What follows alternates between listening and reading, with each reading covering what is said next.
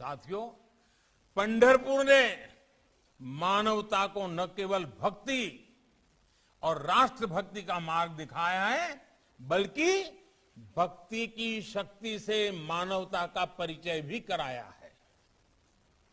यहां अक्सर लोग भगवान से कुछ मांगने नहीं आते। यहां विट्ठल भगवान का दर्शन, उनकी निष्काम भक्ति ही जीवन का ध्येय है। काय विठू माऊलीच्या दर्शनाने डोळ्याचे पारण्या फिरते की नहीं? तभी तो भगवान यहां खुद भक्तों के आदेश पर युगों से कमर पर हाथ रख करके खड़े हैं। भक्त पुंडिक ने अपने माता पिता में ईश्वर को देखा था, नर सेवा नारायण सेवा माना था। आज तक वही आदर्श हमारा समाज जी रहा है।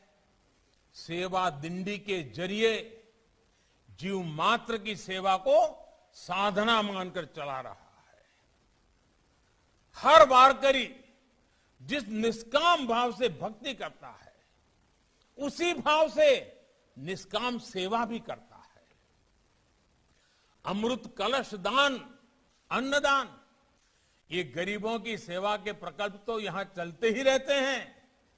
शिक्षा और स्वास्थ्य के क्षेत्र में आप सभी की सेवा समाज की शक्ति का एक अद्वितीय उदाहरण है। हमारे यहां आस्था और भक्ति किस तरह राष्ट्र सेवा और राष्ट्र भक्ति से जुड़ी है। सेवा दिंडी इसका भी बहुत बड़ा उदाहरण है। गांव का उत्थान, गांव की प्रगति, सेवा दिंडी इसका एक बहुत बड़ा माध्यम बन चुका है। देश आज गांव के विकास के लिए जितने भी संकल्प लेकर के आगे बढ़ रहा है, हमारे वारकरी भाई बहन उसकी बहुत बड़ी ताकत है। देश ने स्वच्छ भारत अभियान शुरू किया तो आज विठोबा के भक्त निर्मल वारी अभियान के साथ उसे गति दे रहे हैं। इसी तरह बेटी बचाओ बेटी पढ़ाओ अभियान हो, जल संरक्षण के लिए हमारे प्रयास हो, हमारी आध्यात्मिक चेतना हमारे राष्ट्रीय संकल्पों को ऊर्जा दे रही है।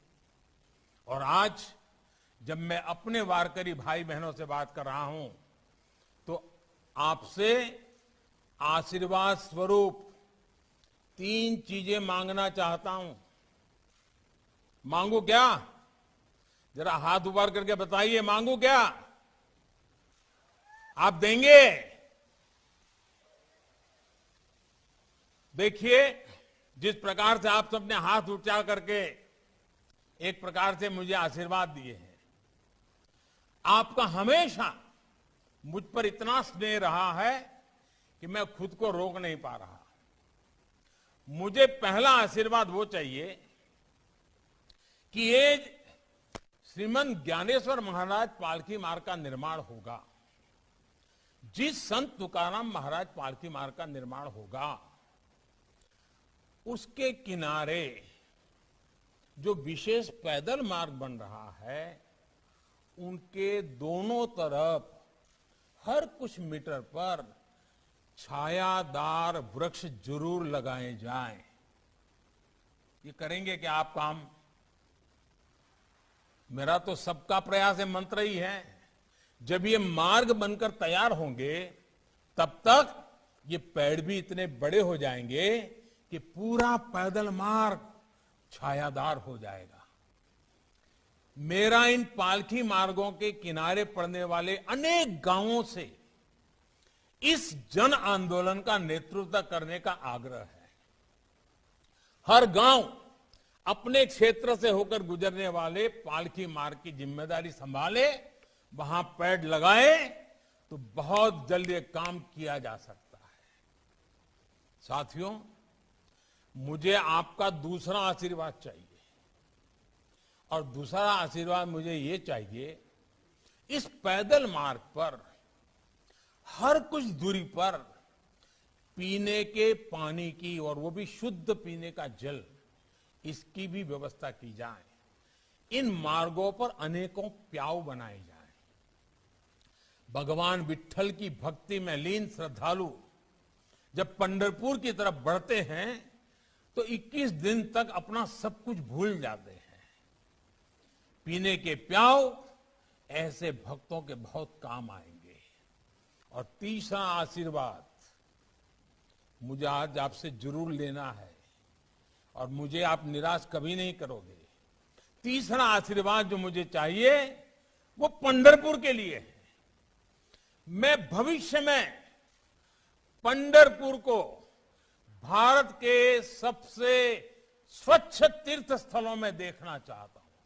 हिंदुस्तान में जब भी कोई देखे कि भाई सबसे स्वच्छ तीर्थ स्थल कौन सा है, तो सबसे पहले नाम मेरे विठोबा का, मेरे विट्ठल की भूमि का, मेरे पंढरपुर का होना चाहिए। ये चीज मैं आपसे चाहता हूं। और ये काम भी जन भागीदारी से ही होगा।